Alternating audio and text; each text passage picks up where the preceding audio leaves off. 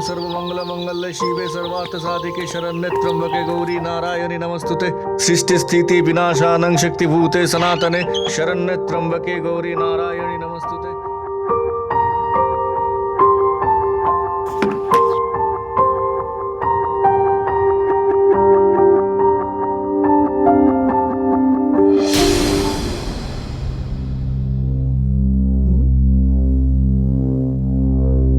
আরে ওটা কি?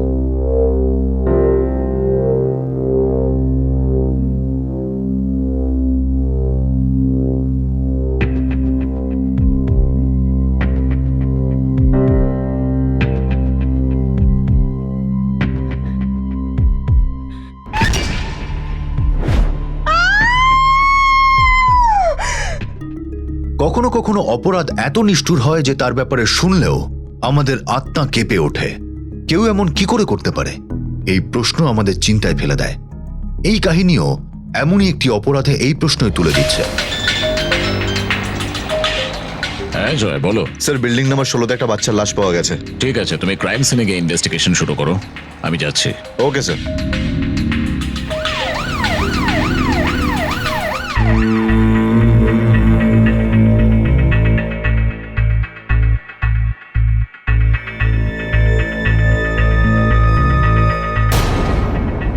এর শরীরেও সেরকমই মার্কস। হ্যাঁ স্যার, একেও গলা টিপে মারা হয়েছে। এই গলা চাপার দাগটা দেখছেন?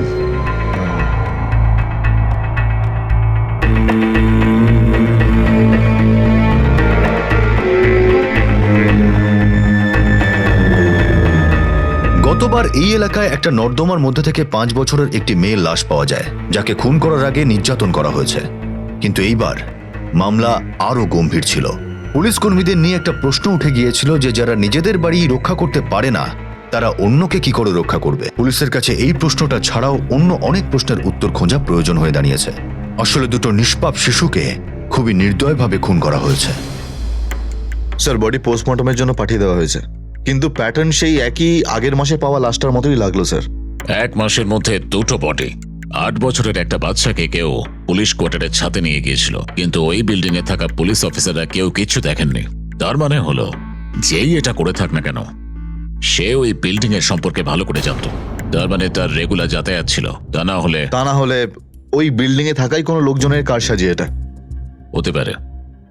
এক কাজ করো, বিল্ডিং নাম্বার 16-এ যেসব লোকজন যাতায়াত করে রোজ, ওকে স্যার। তাদের জেরা করো। ওকে স্যার, চলো।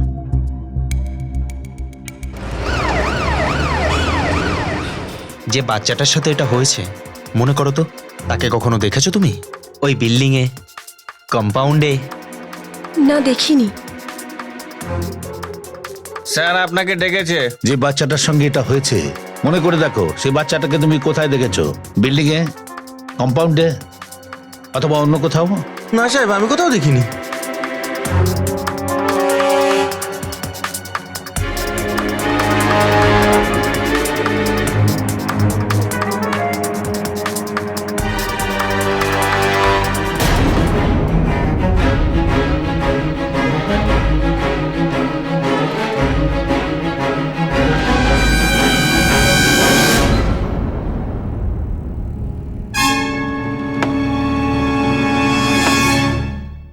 স্যার, পোস্টমর্টম রিপোর্ট চলে এসছে। বাচ্চার গলা টিপে মারা হয়েছে অ্যান্ড ওকে রেপ করা হয়েছে স্যার। রুহির লাশে অন্য কারো ডিএনএও পাওয়া গেছে। এক কাজ করো, বাচ্চার বাবা মাকে খবর দাও। Okay sir. আর ওদের বলো ওনারা বডি নিয়ে যেতে পারেন। Right sir.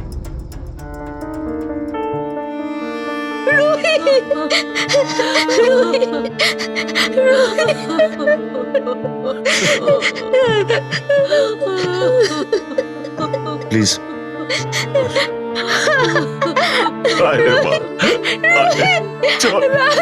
চল এখান থেকে, চল।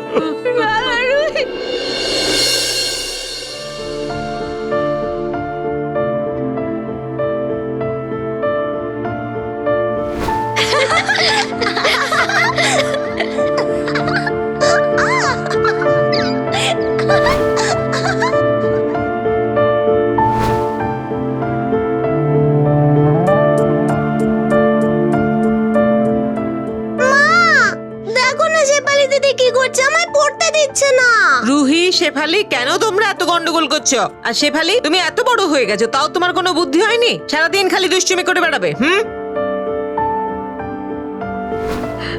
রুহি, রুহি, রুহি,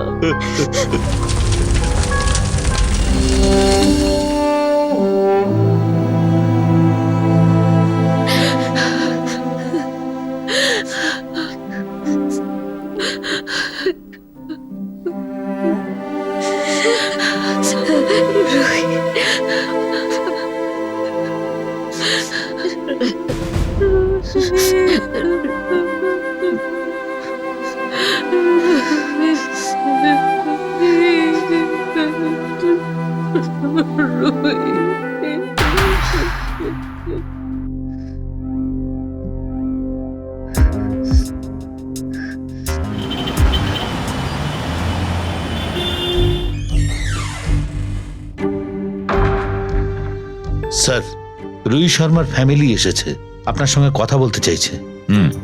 দেখো ওদের। Yes sir.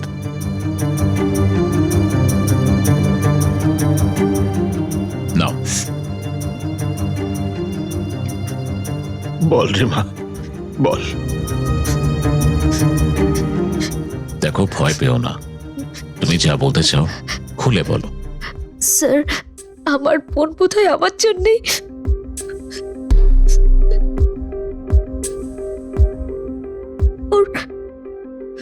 ওর মৃত্যুর কারণ আমি।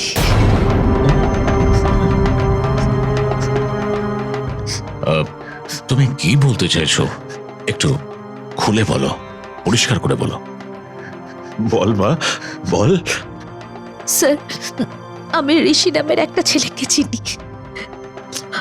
ও পাড়ার সব কটা মেয়েকে বিরক্ত করে, আমার পেছনেও পড়েছিল স্যার। এই শোন না, এত নকশা করছিস কেন রে? আর যখন আমাকে পেল না তো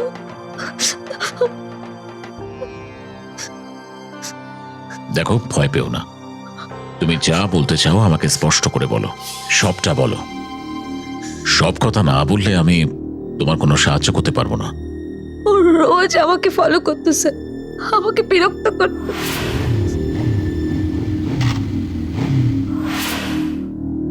আমি কিচ্ছু করতে পারতাম না, কারণ আমি ভয় পেতাম। দেখো প্লিজ, কেন আমাদের ডিস্টার্ব করছো? আমাদের যেতে দাও না।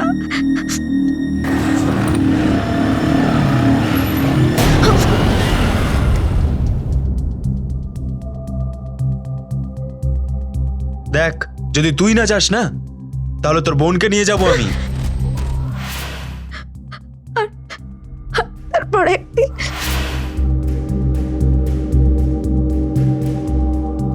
শোনা, আমার চাই তুমি না। এটা নাও, আমি তোমার জন্যই এনেছি। আমার চাই না। চকলেট খাবে তুমি?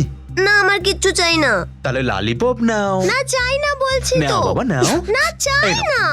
এটা তোমার না, জন্য। লাগবে না আমার। চকলেট নিয়ে আসি। না। আমার আর আমার বোনের কাছ থেকে দূরে থাকবে, তা না হলে নেক্সট টাইম আমি বাবাকে বলে দেব, কারণ ওর বাবা পুলিশে আছে। আচ্ছা বলো, ওই ঋষির পুরো নাম কি? ঋষি যাদব। কি নাম বললে? ঋষি যাদব। ঋষি যাদব?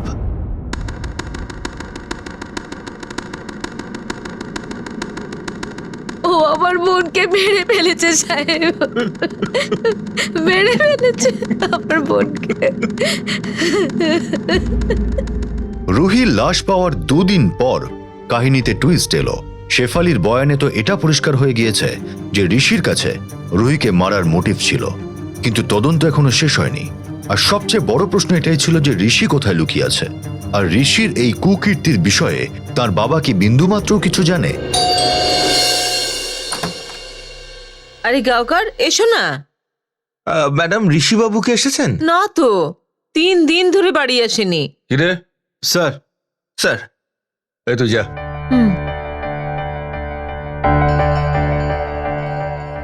কি ব্যাপার? আসলে স্যার, রুহি শর্মা মার্ডার কেসে পাতিল সাহেব ঋষিকে কিছু জিজ্ঞাসাবাদ করতে চান।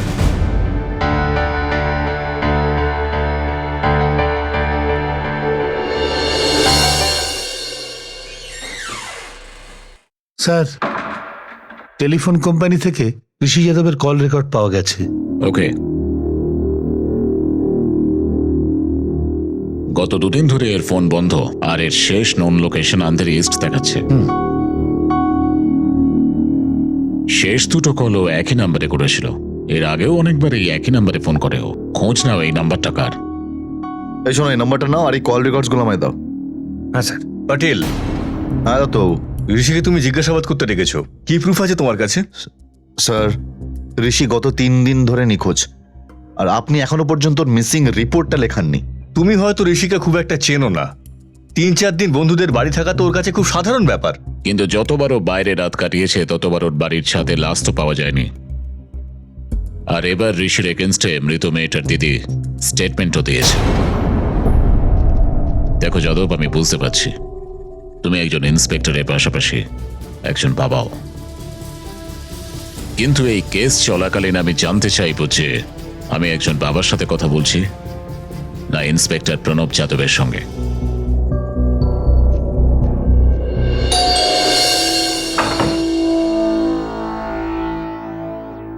ঋষি কোথায়? আমি অনেকদিন ওর সাথে দেখা করিনি। অনেকদিন ধরে? তাহলে 3 রাত্রি আগে ঋষি এখানে কি করছিল বল। আমি জানি না স্যার। বল বল। বলছি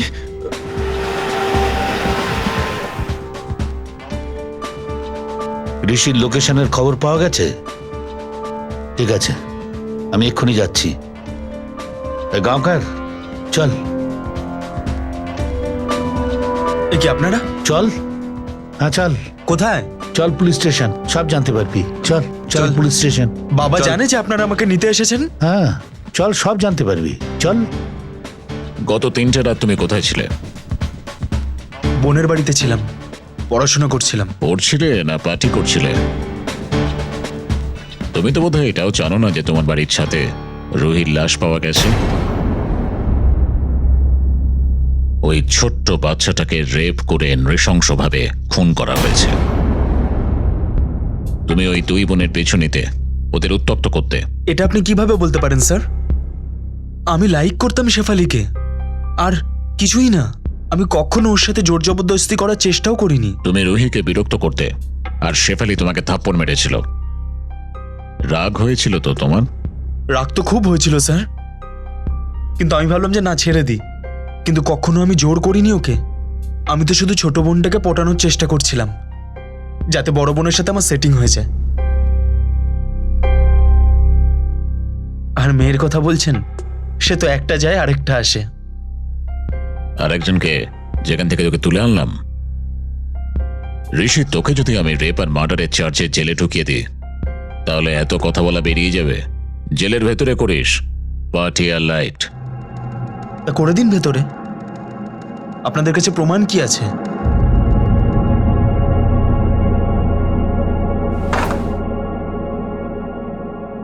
কোথায় গিয়েছিলি এতদিন? হ্যাঁ, একটা ফোন করতে পারিসনি? আরে মা, তুমি এত টেনশন কেন করছো? আমি তো ছোট বাচ্চা নই। মা, আমার খুব জোরে খিদে পেয়েছে, কিছু খাবার দাও আমাকে প্লিজ।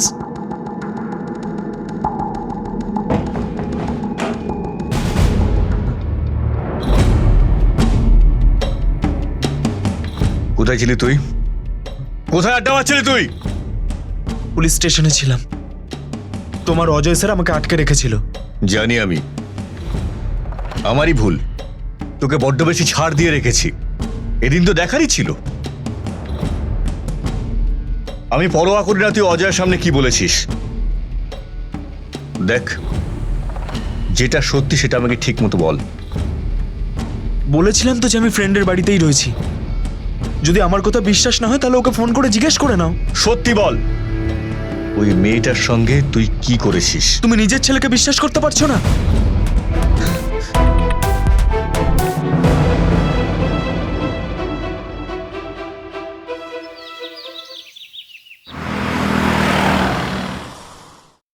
স্যার, এই যে ফাইল।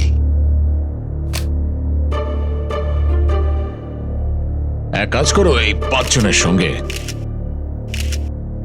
ওই 2 জনের নামও জুড়ে দাও। Yes sir. ঋষি আর আদিত্য। তারপর সবাইকে ডিএনএ টেস্টের জন্য ডাকো। কেউ যদি না আসে তাকে তুলে আনো। হ্যাঁ স্যার। এছাড়া রাউন্ড আপে আর কেউ বাকি নেই তো? আছে তো স্যার, ওই রফিক কেবিলওয়ালা। খুনের রাত্রে ওকে বিল্ডিং এ দেখা গেছিল, এখনই গেল ওকে তুলতে। ঠিক আছে। Okay sir.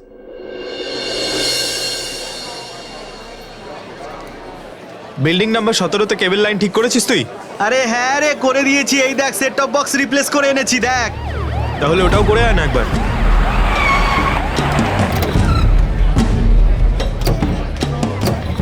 16 নম্বর বিল্ডিং এ তোমাদের মধ্যে থেকে কে যায়? স্যার আমি যাই স্যার। আর 6 তারিখ সন্ধ্যাবেলা কে গিয়েছিল? তখন তো আমি গেছিলাম স্যার, ও তো ডিউটিতে ছিল না। আচ্ছা চলো। স্যার স্যার স্যার চলো। স্যার কি করছেন? স্যার, এটা? আমি চলো, আমি চলো, আমি চলো। আমি তো কিছু করিনি। স্যার কি হয়েছে? স্যার একটু কোথায় বলুন নিয়ে না, যাচ্ছেন স্যার? স্যার ও কি করেছে একটু বলুন। চলো গাড়িতে।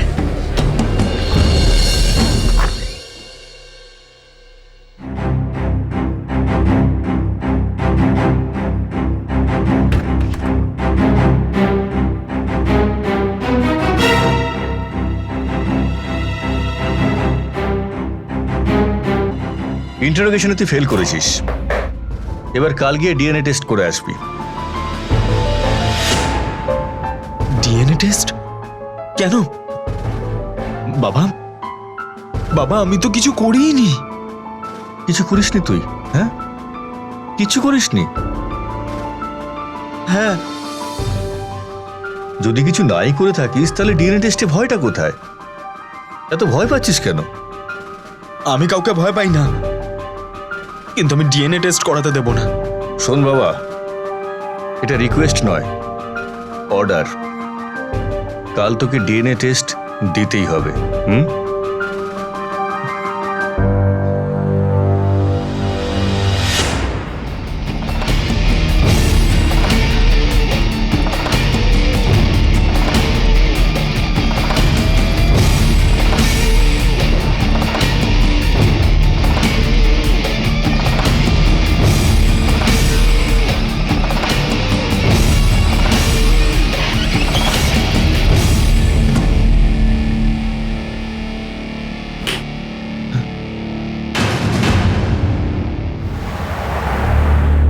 যেভাবে বললাম কাজগুলো কিন্তু সেভাবেই করতে হবে, ঠিক আছে? প্রবলেমগুলো আগে দেখে নে, চল। যেভাবে এই রাও, একে ভেতরে ঢোকা। তোকে বললাম না ভেতরে ঢোকা, নিয়ে যাও ওকে।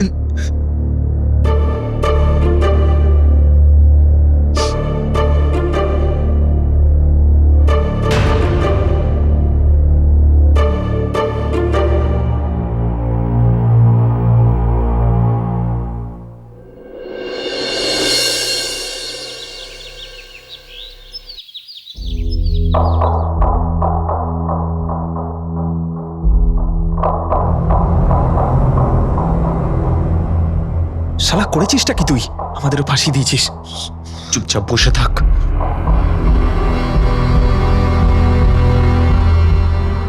নেক্সট।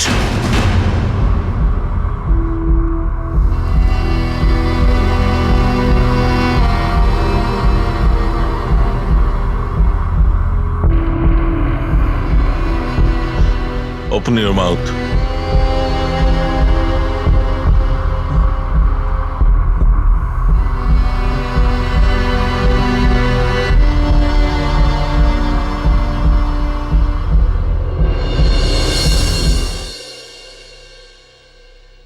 স্যার স্যার স্যার বলছিলাম যে আমার বন্ধু রফিককে আপনারা কেন তুলে নিয়ে এসেছেন স্যার?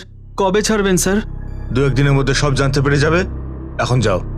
স্যার ওর মা জিজ্ঞেস করছিল, সবাই খুব চিন্তায় আছে স্যার, বলুন না স্যার। আরে বললাম তো 2-1 দিনের মধ্যে সব জানতে পারবে। এই বের করে দাও একে।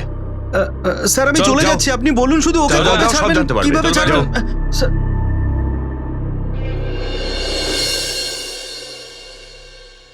স্যার, এটা ঋষি যাদবের ব্লাড রিপোর্ট স্যার।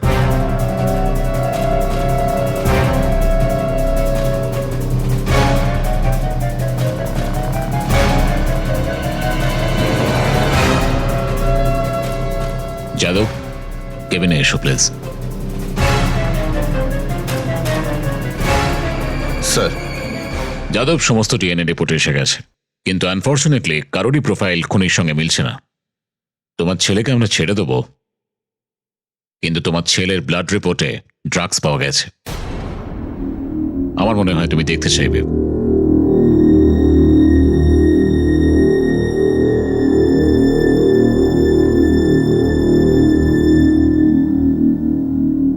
যদি হত্যাকারী এদের মধ্যে কেউ না হয় তাহলে কে? আমার মনে হচ্ছে আমরা নিশ্চয়ই কিছু না কিছু মিস করছি।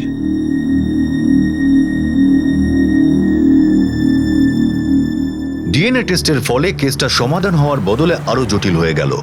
সব সন্দেহভাজনের মধ্যে কারো ডিএনএই লাশ থেকে পাওয়া ডিএনএর সঙ্গে ম্যাচ করলো না। কিন্তু ইন্সপেক্টর যাদবের সামনে ঋষির আরো একটা নতুন চেহারা এলো। ঋষি একজন ড্রাগ এডিক্ট ছিল, আর হয়তো সেই কারণেই সে টেস্ট করাতে চাইছিল না। এই মুহূর্তে পুলিশের এই কেস সংক্রান্ত সমস্ত ইনভেস্টিগেশন চরম সীমায় পৌঁছে গিয়েছে, কিন্তু খুনি এখনো প্রকাশ্যে ঘুরছে। আর এরপর যেটা ঘটবে তা পুরো এলাকাকে কাঁপিয়ে দিতে চলেছে।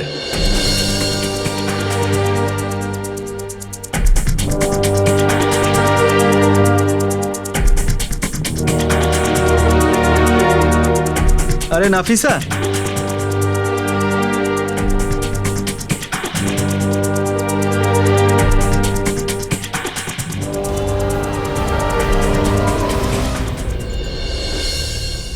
স্যার, আমার মেয়ে এখনো বাড়ি ফিরেনি। আমরা সব জায়গায় খুঁজেছি, জানি না বাচ্চাটা কোথায় চলে গেছে, কিছু বুঝতে পারছি না। নাম কি বাচ্চাটার? নাফিসা আলী। নফিসা আলী। বাড়ির ঠিকানা? হ্যাঁ, 19/100। ঠিক আছে, আমি রিপোর্টটা করে রাখছি। খবর পেলে তোমাদের জানাবো। ওকে, যাও। স্যার,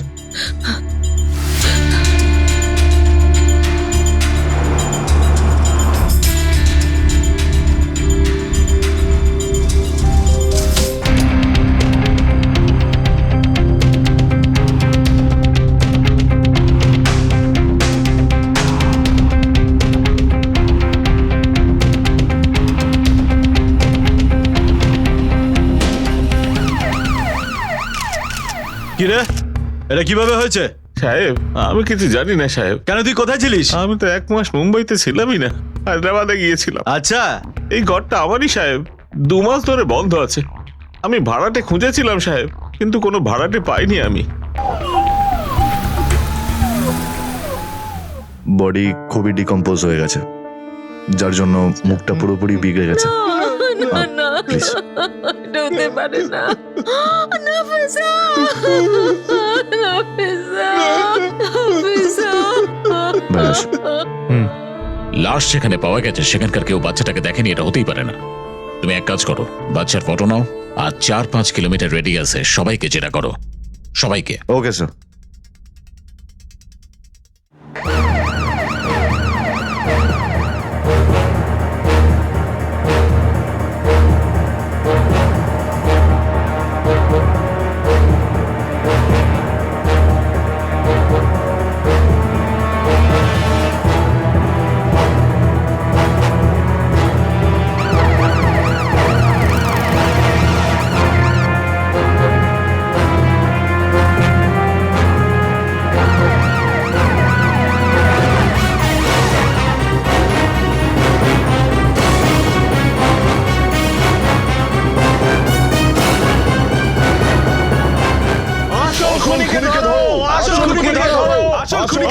কিছু জানতে পারলেন সাহেব?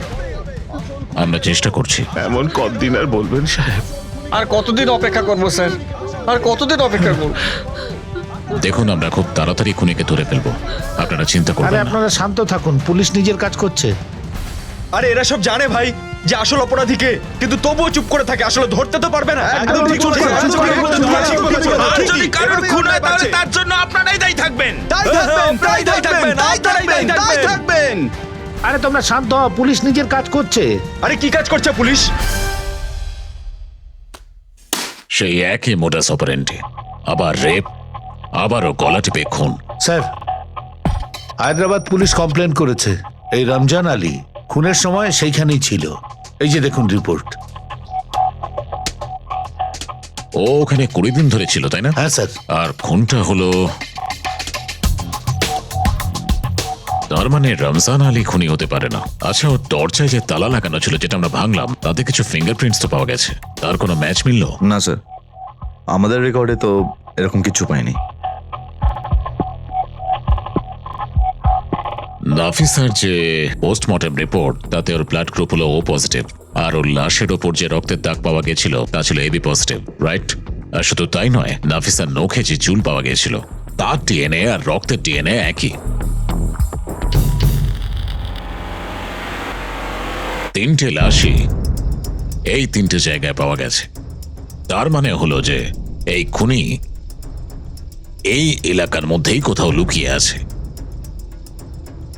খুনির ব্লাড গ্রুপ এবি পজিটিভ সেটা আমরা সবাই জানি।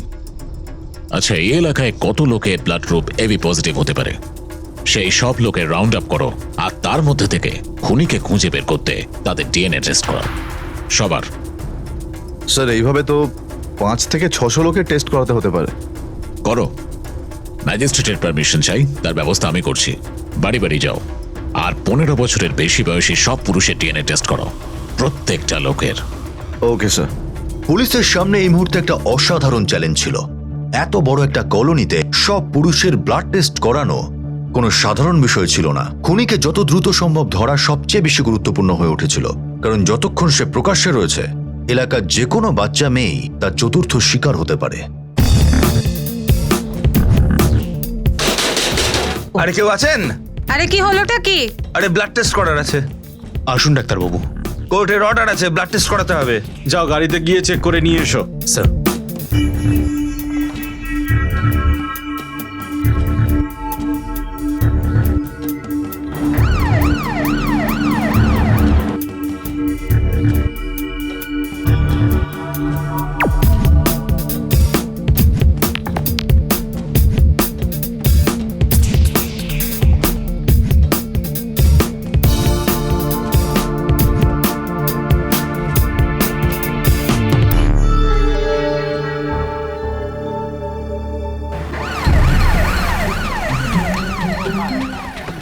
এই সেলিম, তোর নাম তো? চল, বড়বাবু ডেকেছে তোকে। চল, টেস্ট করতে হবে তোর। চল। কিন্তু স্যার আমি করেছিটা কি একটু বলুন না। চল। কিন্তু স্যার আমি করেছিটা কি? আমাকে চল, কোথায় নিয়ে গিয়ে সব যাচ্ছেন? বলছি। আরে কি করলাম চল। আমি? আরে কতক্ষণ ধরে এখানে আটকে রাখবে? এবার বিরক্ত লাগছে। আমারও তো ভীষণ বিরক্ত লাগছে ভাই। এই লোকগুলো এরকমই করে। গতবার আমার বন্ধুকে তুলে নিয়ে এসছে, এবার আমাকে তুলে নিয়ে এলো। চলো।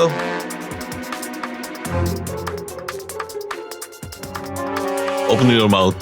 কেন মুখটা খুলতে যাব? আরে খোল না, ডাক্তারবাবু বাংলায় বলছে, বুঝতে পারছিস না? খোল। Open your mouth.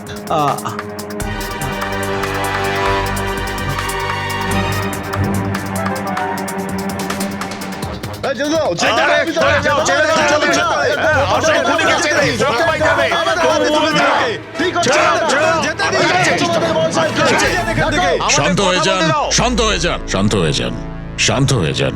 আমাদের শান্ত করে কি হবে স্যার? খুনিদের তো আপনি ছেড়ে দিলেন, আর আমাদের গরিবদের আপনি আটকে রাখলেন। এটা কিন্তু ঠিক নয়। দেখুন, সেরকম কিচ্ছু নয়, এটা একটা ছোট্ট ফর্মালিটি। এদের সবাইকে আজই ছেড়ে দেওয়া হবে, আর এই সব কিছু আমরা আসল খুনিকে ধরার জন্যই করছি। বিশ্বাস করুন, আমরা আপনাদের পাশেই আছি। সেই জন্য প্লিজ শান্তি বজায় রাখুন। মানুষের ধৈর্যের বাঁধ ভাঙতে চলেছে। এসিপি বসন্ত কামলেকে প্রায় প্রত্যেক দিনই এলাকার মানুষকে সান্ত্বনা দিতে আসতে হচ্ছে। স্যার, আপনি আমাকে ডেকেছেন sir? Ajay, we need to control this. I don't want this to be blown out of proportion. DNA টেস্টের পর সবাইকে ছেড়ে দাও, কিন্তু ওদের উপর নজর রাখো। Okay sir. পুলিশের উপর প্রেশার বেড়েই চলেছে, আর মানুষেরও ভয় পাওয়া স্বাভাবিক ছিল, কারণ খুনি এখনো ঘুরে বেড়াচ্ছে, আর পরের শিকার যে কেউ হতে পারে।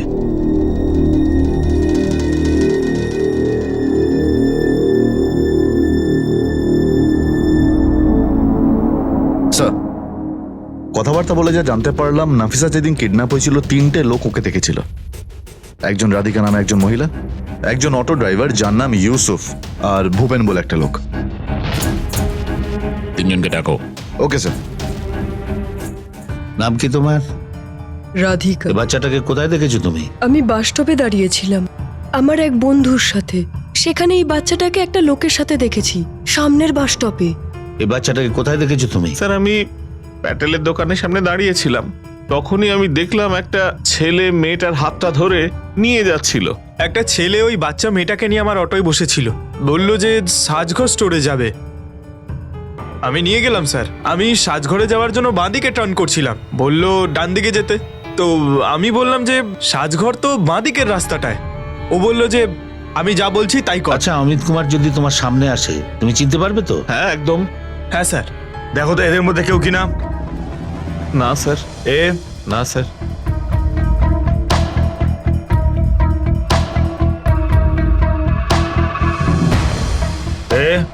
এক মিনিট। স্যার পেছনে করুন।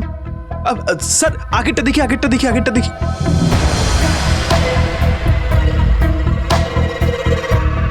হ্যাঁ স্যার, এটা তো ওই ছেলেটার ছবি। পাক্কা এই তো?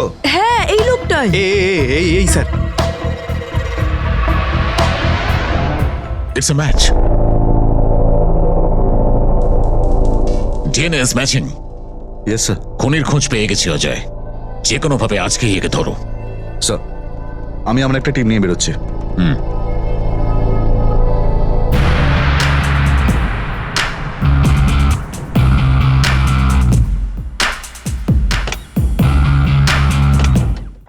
আরে ওরা যখন তোকে ছেড়ে দিয়েছিল তখন দেখা করলি না কেন? আরে তোকে আমি কি বলবো ভাই, ওই পুলিশের লোকেরা না আমার মুখের ভিতরে ব্রাশ দিয়ে করে নাড়াচ্ছিল, এমন করছিল যেন আমার দাঁতে পোকা লেগেছিল। দেখ তুই, সালা এরকমই হয় পুলিশেরা, যা খুশি তাই করে। বস, ওরা বলদ না তুই বলদ। ডিএনএ টেস্ট করে নিয়ে গেছে তোর। আরে আমারও হয়েছিল রে আগের মাসে, যখন আমাকে ধরে নিয়ে গেছিল না, ওই যে মেয়েটা মারা গেছিল না, বাচ্চাটা, ওরই খুনিকে খুঁজছে পুলিশ। ডিএনএ টেস্ট আবার হয় নাকি রে ভাই? আচ্ছা ভাই, আমাকে কেউ একটা বলেছিল যে এই টেস্টের দ্বারা খুনিকে ধরা যায়।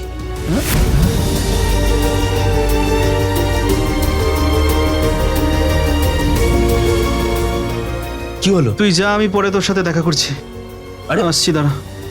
ওই, আরে সেলিম শুনবি তো?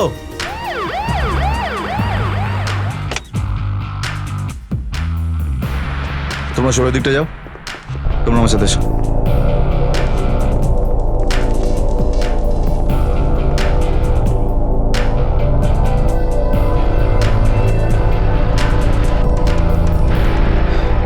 স্যার সেলিম, দাঁড়া।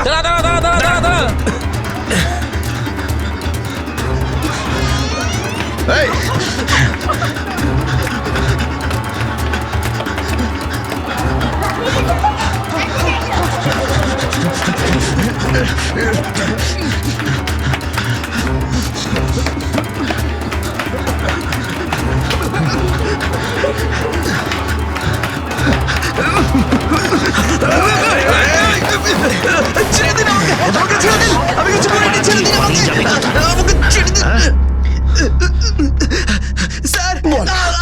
স্যার আমি কিছু করিনি স্যার, আমি কিছু করিনি স্যার, স্যার আমি কিচ্ছু করিনি। কেন আপনারা এখানে আমাকে ধরে নিয়ে এলেন স্যার?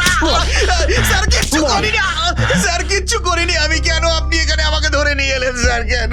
দেখ, তোর কাছে এখন দুটো রাস্তা রয়েছে।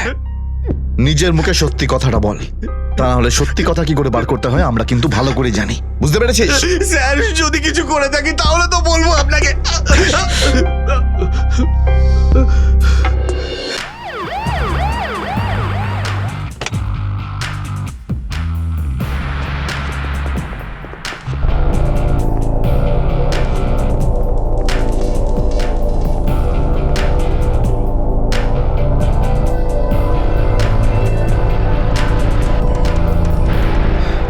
স্যার সেলিম, দাঁড়া।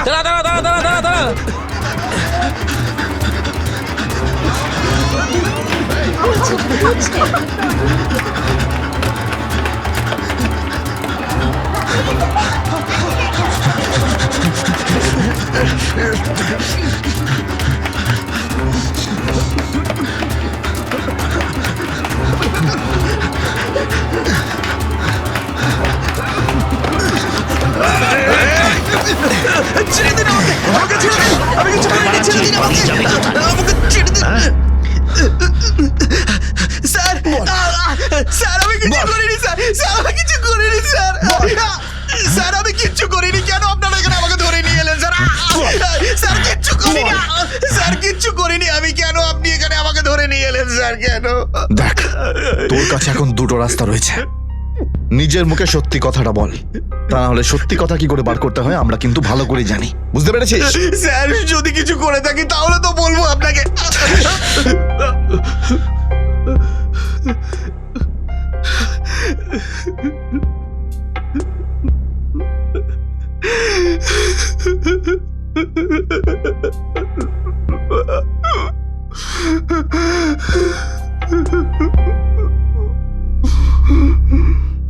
স্যার আমি তো অনেক চেষ্টাই করলাম কিন্তু ও মুখ খুলছে না। অপরাধ তো ও করেছে, ওর মুখটা খোলাতেই হবে। এক কাজ করো, তুমি ওর বাড়িতে গিয়ে তল্লাশি নাও। Okay sir.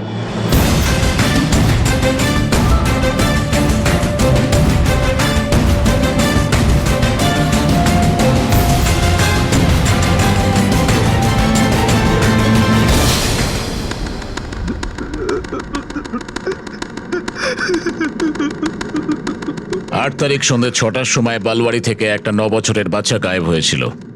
কয়েকদিন পরে ওর লাশটা পাওয়া যায়। লাশের উপর রক্তে যে ডিএনএ মিলেছে সেটা তোর। এর মানে তুই বুঝিস? তোকে তোর মতো করে বোঝাবো? তোর এই যে ট্রান্সমিশন আছে না, খুব তাড়াতাড়ি বন্ধ হয়ে যাবে, চিরকালের জন্য।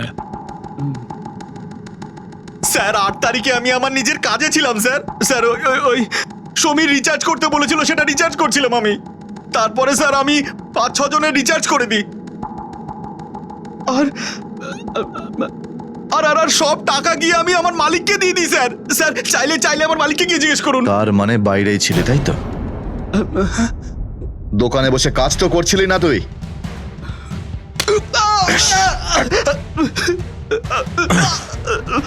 আমরা সেই দড়িটাও পেয়েছি যেটাতে তুই গলায় ফাঁস দিয়েছিলি, তাতে তোর আঙুলের ছাপ আছে।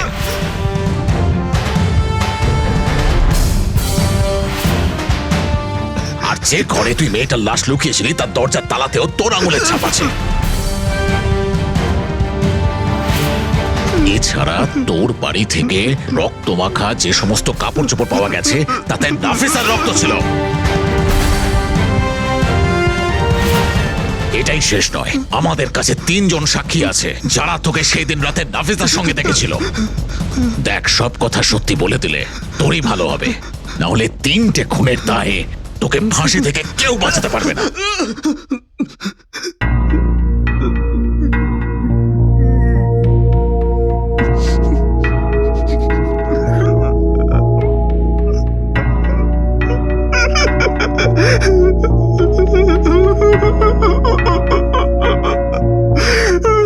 হ্যাঁ স্যার, আমি করেছি স্যার, ভুলটা আমি করেছি স্যার। যেহেতু আমি কেবেলের কাজ করি, সবার বাড়িতে তো আমাকেই যেতে হয় স্যার। লোকেদের পারিবারিক ঘটনা জানা আমার সাধারণ ব্যাপার স্যার।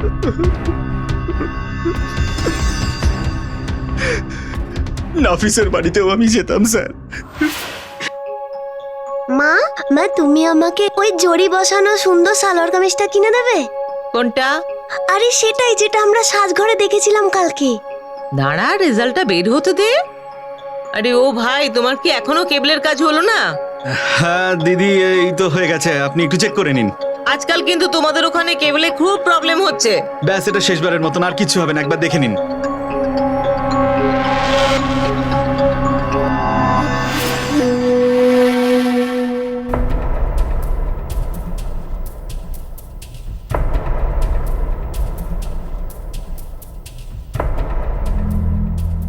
এই নাফিসা, এদিকে শোনো। এই কাছেই না একটা সুন্দর সাজঘর আছে, ওই সাজঘরের জরি স্যুটটা তোমার চাই না? হ্যাঁ মা চাই। চলে আসো, আমি তোমায় কিনে দিচ্ছি। এসো। তারপর কি করেছিলি? সেদিন স্যার আমি ওকে অটোতে করে একটা পুরো বাড়িতে নিয়ে যাই। আমি জানতাম ওই বাড়িটা খালি পড়ে আছে। তারপর তুই কি করলি? বাকি 2 জনের সঙ্গে কি করেছিলি?